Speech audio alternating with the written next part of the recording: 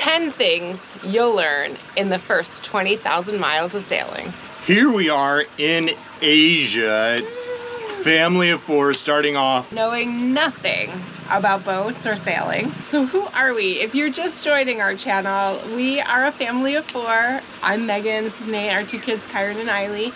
We decided to sell everything that we own and hit the seas. We bought a boat. We had no idea about boats. My background is corporate America. I'm not even all that handy. If I can do it in terms of learning the things that I need to learn, so can you.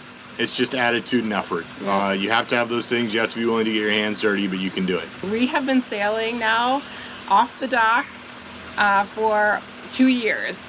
And in that time, we have done 20,000 miles. We've come halfway around the world.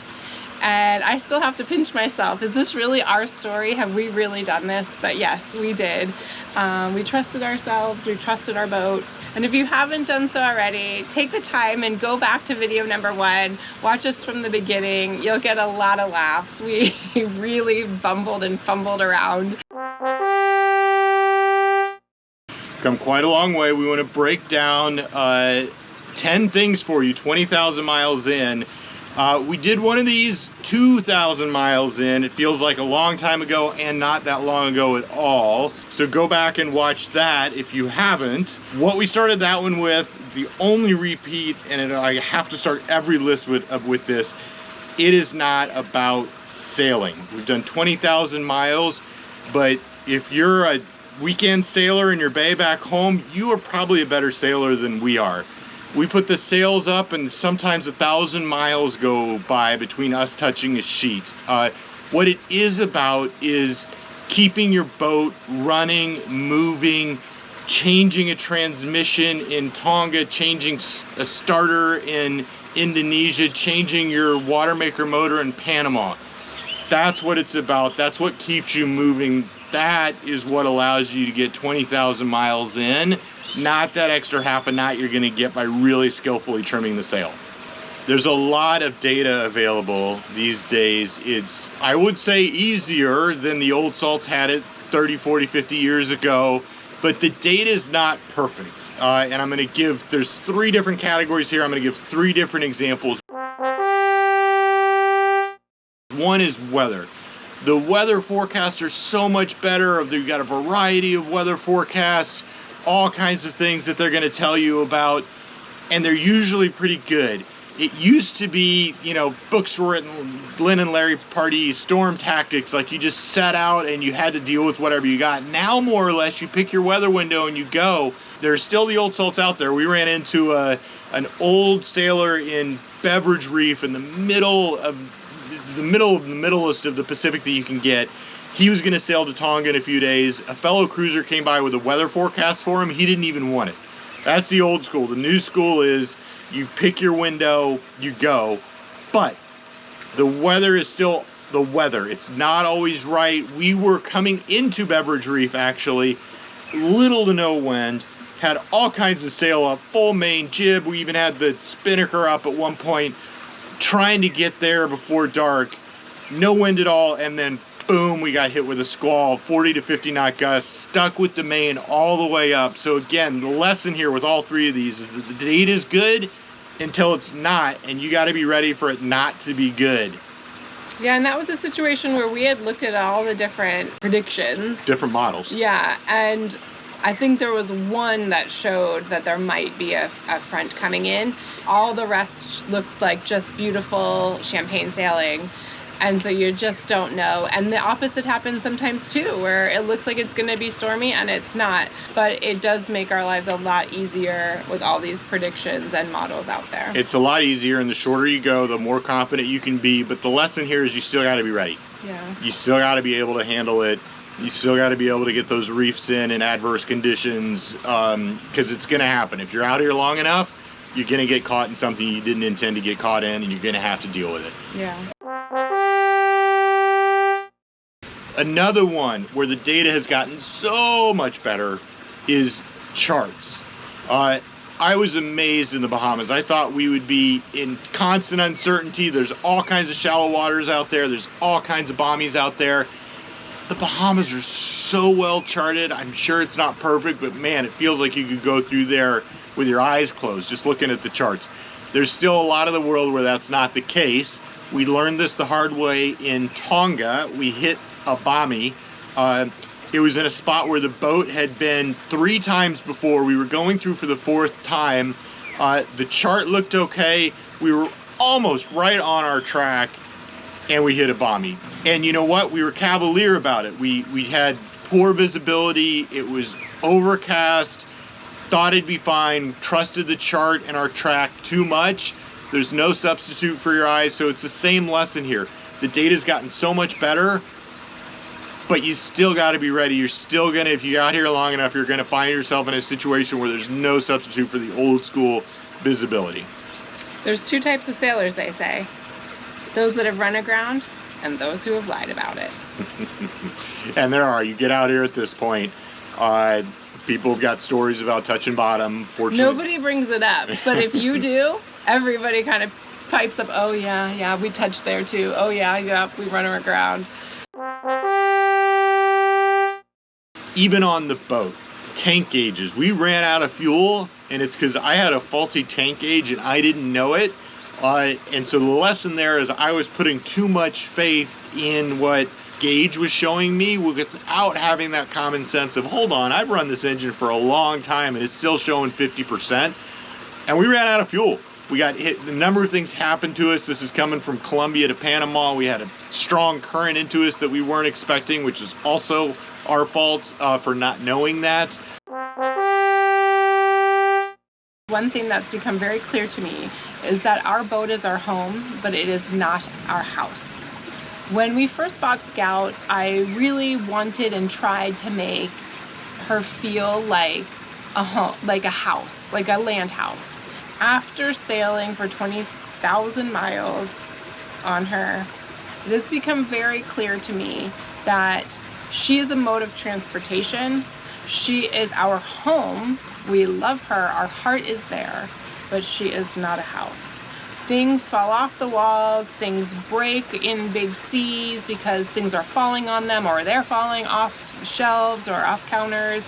Sometimes water gets in places you don't want it to be. Yeah, a hatch that's left open, a crack underway, a wave comes, and now your mattress is soaked, your bed is soaked. I hate to say it, but your linens get dingy from sweat and salt water. The sun and the salt water want to destroy everything. It's a distinction that I did not realize when we were setting out.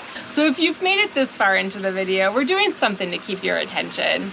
We would love it if you would take this second right now and hit that subscribe button. It means a lot to us. It keeps us motivated to keep making these videos, to share our thoughts and our experiences with you.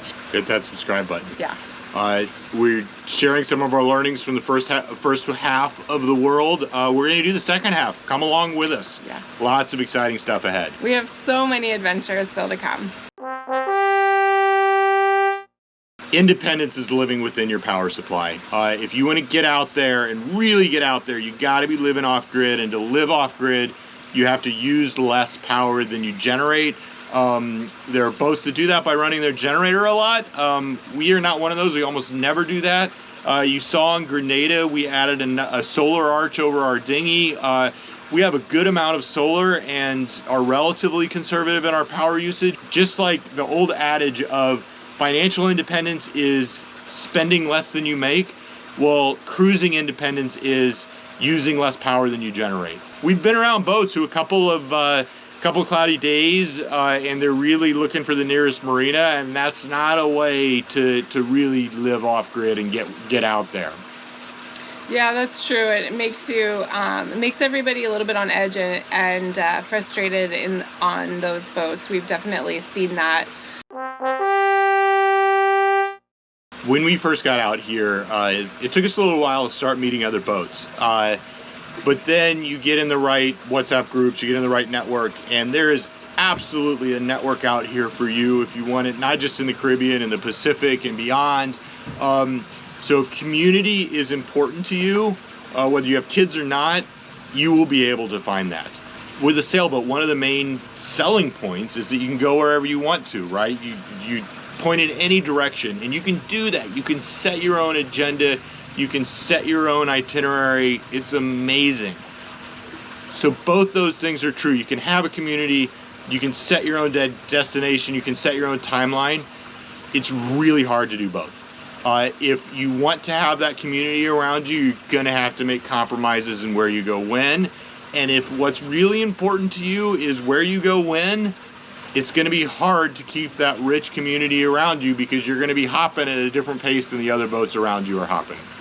Yeah, and that's definitely been a sacrifice that we've made. We've stayed motivated by moving.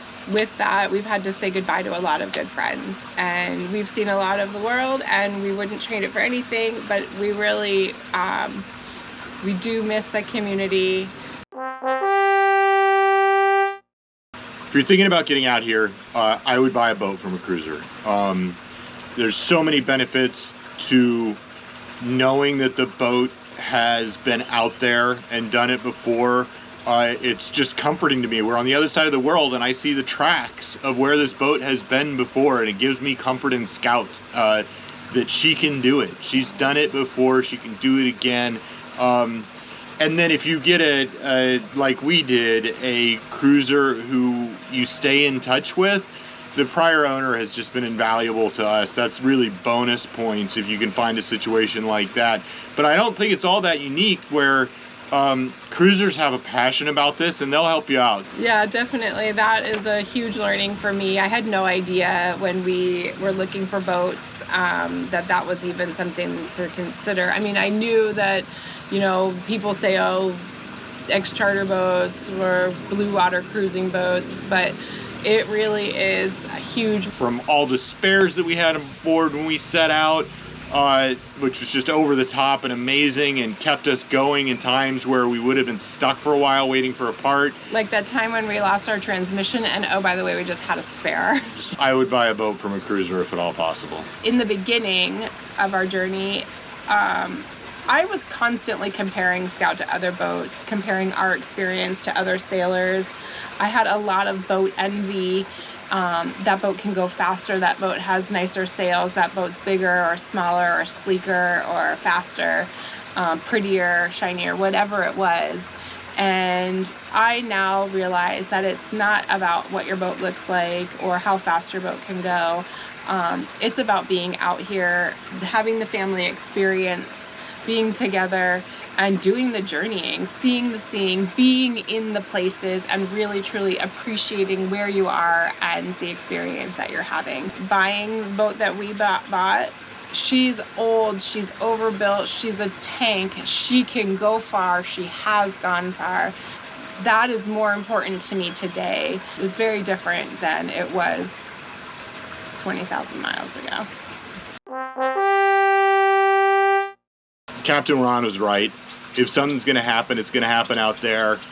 We've talked about getting off the dock, but even leaving Panama, it is a big jump going from Panama to the French Polynesia, 4,000 miles away. Nothing that we had done in the Caribbean even remotely prepared us for that.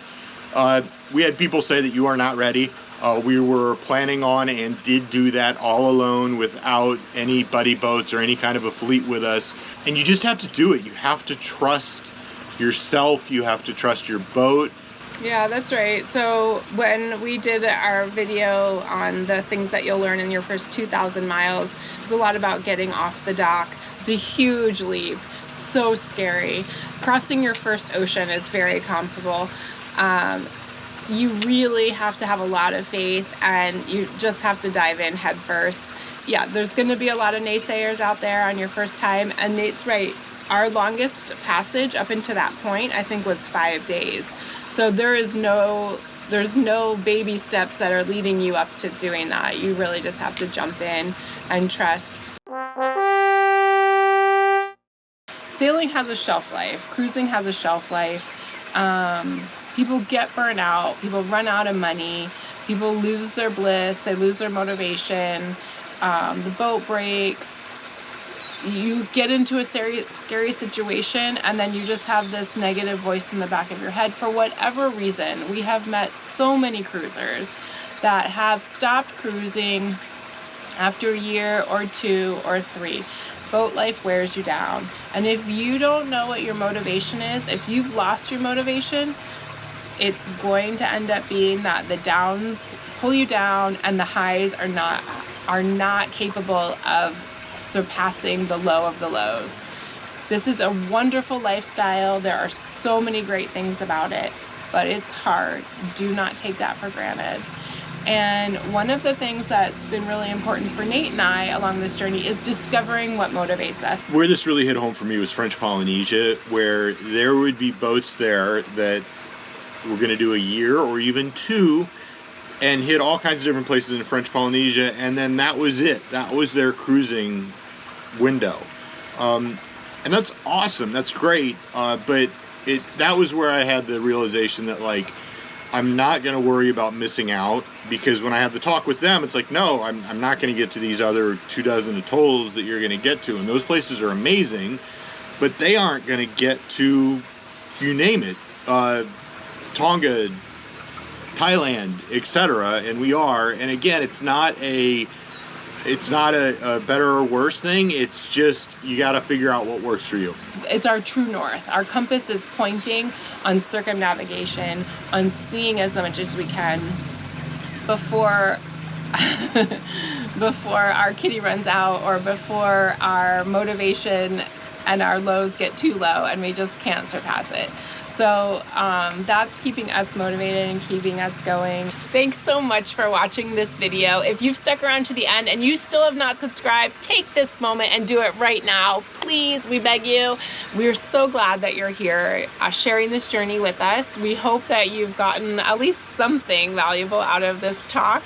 And we really hope to see you next week as we continue our journey and explore Singapore! Woo! Sorry, those are beautiful. I'm like a dog. The bone. The bird. I love birds. I love birds when they're flying. I don't really love birds close up. Are you going to add anything to that? Or? Yeah. Yeah. No. So we... Come here, you. We still like each other most days.